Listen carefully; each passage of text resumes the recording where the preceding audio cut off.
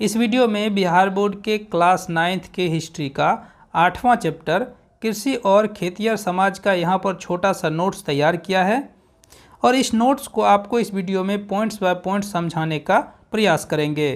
तो चलिए शुरू करते हैं। पहला पॉइंट्स यहाँ पर दिया हुआ है कि कृषि की शुरुआत जो है वो नवपाषाण काल में हुई थी। उसके बाद हड़प्पा सभ्यता का यहाँ पर बात किया गया है कि हड़प्पा काल में राजस्थान के कालीबंगा में जो है हल का प्रमाण, हल जो आप किसान को खेतों में चलाते हुए देखा होगा, इस हल का प्रमाण जो है हड़प्पा काल में कालीबंगा में जो राजस्थान में स्थित है वहाँ से प्रमाण मिलता है। बनमाली में जो है जौ उत्तम किस्म था, जौ का प्रमाण मिलता है। लोथल के लोग 1800 ईसा पूर्व में चावल उगाते थे, है ना। गुजरात में लोथल एक जगह है जो सिंधु घाटी सभ्यता से संबंधित है, वहाँ से चावल के दाने मिले हैं। मोहनजोदड़ो, हड़प्पा, कालीबंगा में अनाज के बड़े बड़े कोठरों, जिसे उस समय अन्नागार कहा जाता था, इनके प्रमाण मिले हैं। सबसे पहले कपास पैदा करने का श्रेय जो है सिंधु घाटी सभ्यता के लोगों को ही जाता है, इसलिए यूनान के लोग इसे सिंडन कहने लगे थे, जो सिंधु शब्द से उद्भूत हुआ है। विश्व में कृषि योग्य भूमि की अगर बात की जाए तो 11% भूमि पर ही कृषि होती है, जबकि भारत में जो है 51% भूमि पर जो है कृषि होती है। इसलिए भारत जो है एक कृषि प्रधान देश है। कृषि भारत के कुल राष्ट्रीय आय का लगभग 35% योगदान देती है ना। भारत का जितना राष्ट्रीय आय है उसमें 35% योगदान जो है वो कृषि का ही रहता है। बिहार एक कृषि प्रधान राज्य है जिसका 80% आबादी जो है कृषि पर ही निर्भर है। राज्य की 70% भूमि कृषि योग्य है, जिसमें 60% जो है शुद्ध बोए गए क्षेत्र हैं। बिहार में 4 तरह के फसल को बोया जाता है। यहाँ पर चारों फसल आप देख सकते हैं। पहला है भदई फसलें, ये जो है मई जून में बोई जाती है और अगस्त सितंबर में इसे काट लिया जाता है, जैसे मक्का, ज्वार, बाजरा, जूट, उड़द, सन, है ना।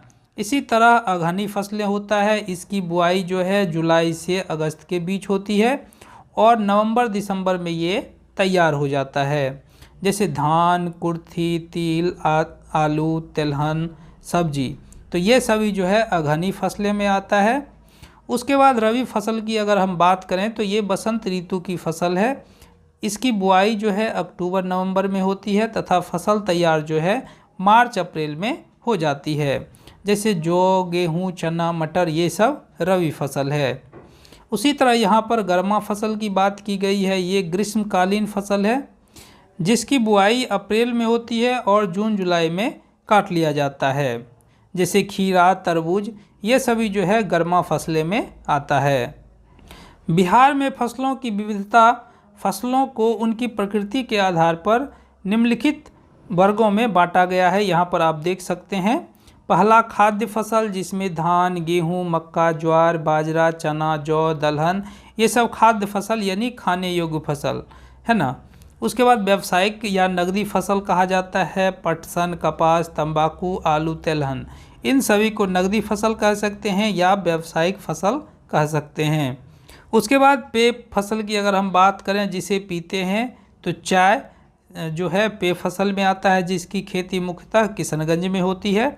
रेशेदार फसल की अगर हम बात करें तो इसमें कपास, जूट, रेशम आ जाता है।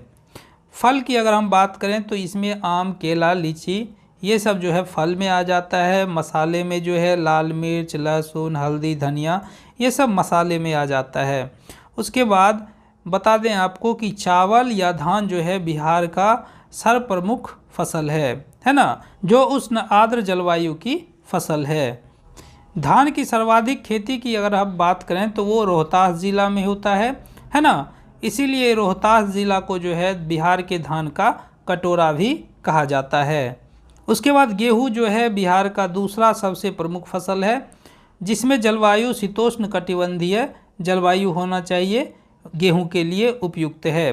उसके बाद मकई यानी मक्के की अगर हम बात करें तो ये तीसरे प्रमुख फसल में आता है बिहार में, जिसका जलवायु गर्म एवं आर्द्र वर्षा वाला होना चाहिए। वहाँ पर जो है मुख्य रूप से मक्के का फसल हो जाता है। अब यहाँ पर कुछ खेती के प्रकार के बारे में बताया गया है। पहला है झूम खेती। झूम कृषि एक आदिम प्रकार की कृषि है ना, यानी पुराने ज़माने में जो है झूम खेती की जाती थी, जिसमें पहले वृक्ष तथा वनस्पतियों को काट दिया जाता था और उन्हें जो है जला दिया जाता था और साफ की गई भूमि को पुराने उपकरण जैसे लकड़ी के हलों से जुताई करके वहाँ पर बीज बोया जाता था। तो इस तरह से झूम खेती होती थी। इस तरह की खेती को हम लोग अभी भी झूम खेती कहते हैं। उसके बाद पारंपरिक खेती, जैसे हम लोग आमतौर पर खेती करते हैं, इसे पारंपरिक खेती कहते हैं। मुख्यतः प्रकृति पर इसमें निर्भर होना पड़ता है पारंपरिक खेती में, जिसमें वर्षा जल, देसी स्थानीय बीज का उपयोग है ना, गोबर के सड़े गले खाद या परंपरागत कृषि यंत्रों जैसे हल, बैल, खुरपी, फावड़ा आदि का प्रयोग इसमें किया जाता है। तो इस तरह का खेती जो गांव में होता है इसे हम लोग पारंपरिक खेती कहते हैं। उसके बाद गहन खेती के बारे में बताया गया है कि गहन कृषि जो है, गहन कृषि या इसे ही सघन कृषि कहते हैं, ये जो है जीविका कृषि का एक प्रकार है जिसे भूमि पर अत्यधिक जनसंख्या वाले क्षेत्रों में किया जाता है। जहाँ अधिक जनसंख्या होता है उस क्षेत्रों में जो है गहन खेती किया जाता है, जिसमें फर्टिलाइज़र, कीटनाशक का अधिक प्रयोग कर एक ही वर्ष में कम जमीन पर अधिक से अधिक फसल लगाकर अच्छा मुनाफा कमाया जाता है। तो इस तरह की खेती को गहन खेती कहा जाता है। उसके बाद मिश्रित खेती के बारे में बताया गया है। तो मिश्रित खेती में क्या होता है, जब फसल उत्पादन के साथ साथ पशुपालन भी किया जाए तो ऐसे खेती को मिश्रित खेती या मिश्रित कृषि कहा जाता है। और जब एक बार में एक से अधिक फसल एक जगह उगाया जाता है तो इसे मिश्रित फसल कहा जाता है ना।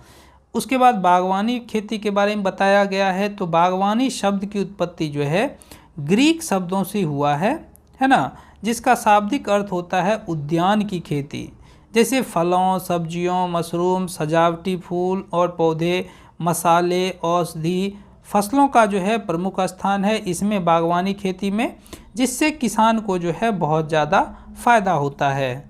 बिहार में जो है होने वाली व्यावसायिक फसल जैसे केला हाजीपुर एवं नवगछिया के इलाके में होता है सबसे अधिक।